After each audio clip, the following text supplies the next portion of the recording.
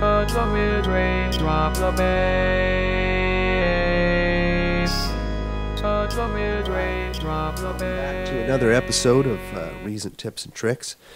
I am Optronics, and I will be hosting this tutorial here on using Recycle and recycling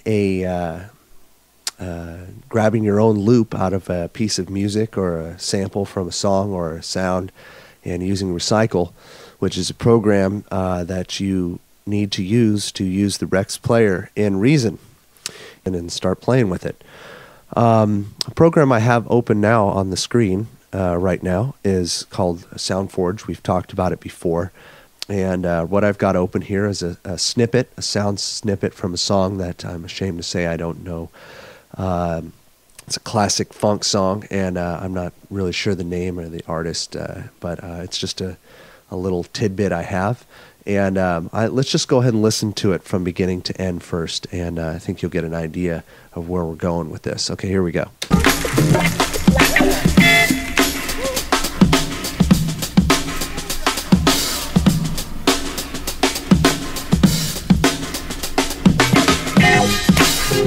So you can see in that just that little snippet, there's a lot of things that we could take. I mean, we've got a nice little, we've got a nice bass kick here that we could take. We've got a snare.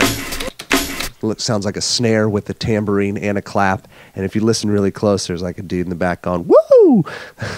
So we could just take that and you put that in our redrum kit.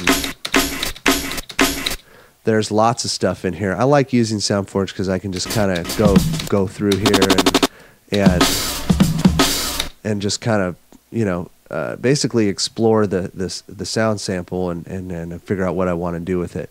Now I'm going to take the first part of the beat for this tutorial, and I know that after listening to it, it starts right about here, and 2, 3, 4, and 7, 8, and okay. So what I like to do when I'm trying to extract a beat is I get at the beginning of the loop that I want, the part that I want, and I use my space bar to start the loop out, and I use the letter M in SoundForge to is a short hotkey for putting markers in the wave that you're looking at. So what I like to do is start it with my space bar and count out and put the mark right at the end of the loop where I want it to loop at. So I'm going to do that now. I'm going to start it 1, 2, 3, 4, 5, 6, 7, 8, and so, and I put it and I put it right there, and you can see right here. I don't know if you can see it or not. I set a marker. So now I know what exactly I'm cutting out. I'm gonna enlarge this so I can get to the beginning of the bass kick there, and then I'm going to shrink back out, and I'm going to drag my highlight cutting tool, and I'm going to enlarge again to get it right pretty close to where I put my marker, right before the next loops, the next bar starts in the little sound sample. And now that I've got that highlighted, this whole section right here, I'm going to play it just to make sure it's what I want before I extract it. So let's just play it on loop mode.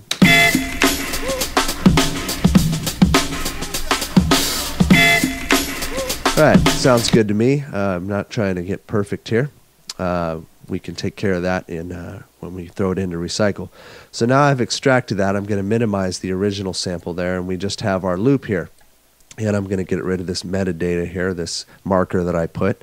And now we just have a nice loop that's looped. And I'm not sure what the BPM is yet of the loop, but that Recycle will take care of that for me.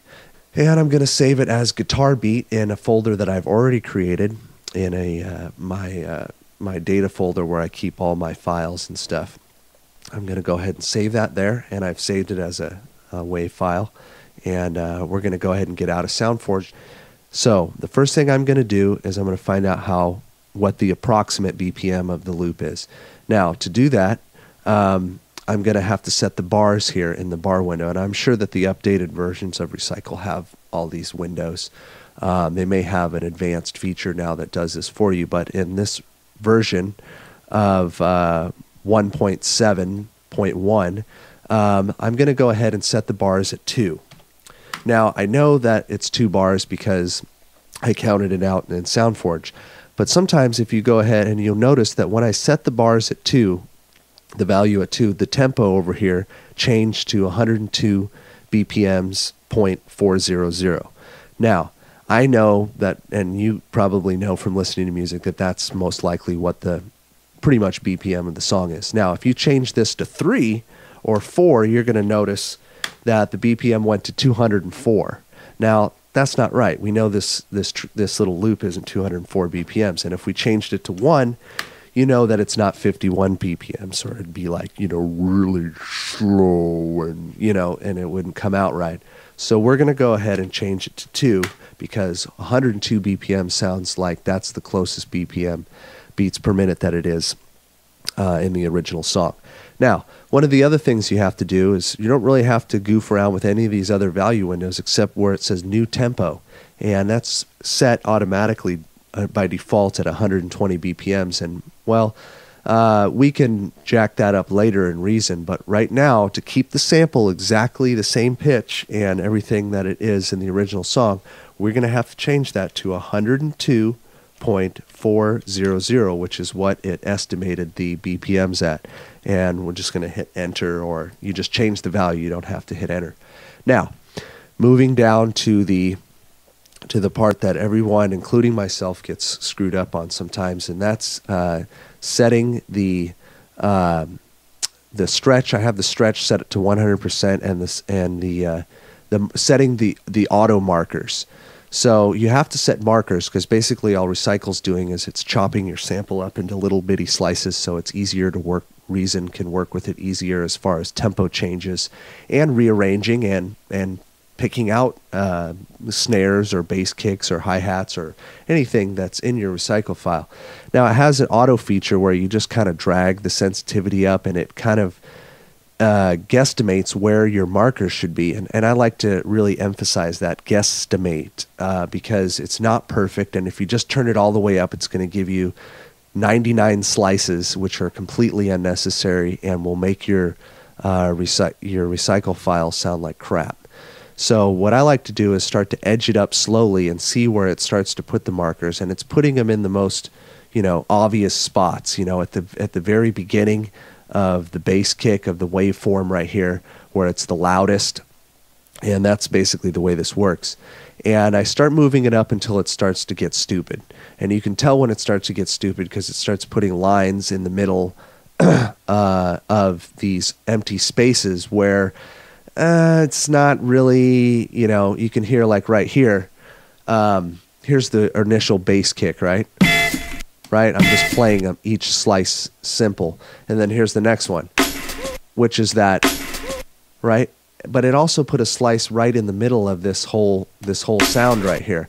Well, I don't really want it to slice up every single little hi-hat, because this sample's kind of muddled. It's you can't really hear all the hi-hats. So I know that my Recycle file is going to sound a lot better if I just remove that slice right there and leave this as one big slice. More slices does not always mean better Recycle file. That is not true with Recycle.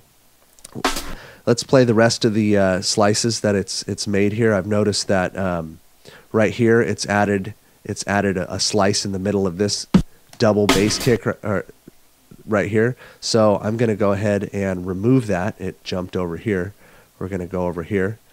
And I'm going to remove that slice as well. So basically what you want to do is you want to look at the beginning of the waveforms here, which they're now individual waves and sound waves, and you want to set your marker at the highest peak of the wave at the very beginning, like right here.